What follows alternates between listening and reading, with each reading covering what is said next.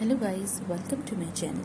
Today the topic that I want to discuss with you is NCP for constipation. Constipation की NCP बनाने से पहले हमें nursing process के कुछ कंपोनेंट्स का पता होना चाहिए, जो हैं assessment, diagnosis, planning, intervention, rational and evaluation. Assessment में हम लोग देखते हैं subjective data and objective data.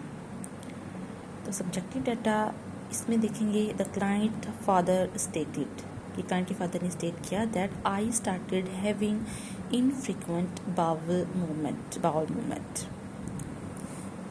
आगे ऑब्जेक्टिव डाटा है जो कि डॉक्टर या नर्स ऑब्जर्व करती है। उसमें है कि अल्टर्ड बाउल साउंड्स कि जब वो आस्कल्टेट करेंगे नर्स और डॉक्टर तो उन्हें पता चलेगा कि बाउल साउंड्स अल्टर्ड हैं, रेगुलर नहीं है। Patient has a pale conjunctiva and lips and palm. Patient के कंजक्टाइवा, उसके लिप्स और उसके जो पाम्स हैं वो पेल होंगी।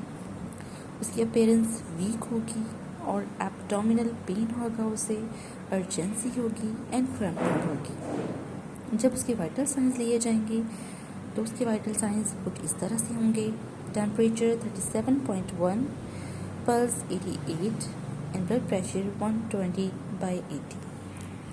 डायग्नोसिस हमेशा नंदा की नर्सिंग डायग्नोसिस यूज़ की जाती है। यहाँ पर हम देखेंगे impaired physical mobility related to neuromuscular skeletal impairment.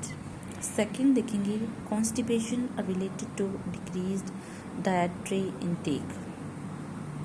Planning करेंगे after 6 to 8 hours of nursing interventions the client will return to normal patterns of bowel functioning. Intervention देखेंगे determine stool colour, frequency and amount कि हम लोग सबसे पहले जो उसका stool होगा उसकी कलर देखेंगे, उसकी फ्रीक्वेंसी देखेंगे और उसकी मकदार कितनी है, अमाउंट किस अमाउंट में आ रहा है। आगे है rational to identify the causative factors कि हम लोग स्टूल की कलर, फ्रीक्वेंसी या अमाउंट को किस लिए डिटरमाइन करेंगे, to identify the causative factors. Second auscultate the bowel sounds, वो किस लिए करेंगे, bowel sound usually decreased in constipation क्योंकि जो बाउल साउंड्स होते हैं हमेशा कॉन्स्टिपेशन में डिक्रीज हो जाती हैं। Should recommend the gas avoiding foods कि ऐसे फूड देंगे जिससे गैस नहीं होगी, गैस अवॉइडिंग फूड होगी to decrease the gastric distress and abdominal distension.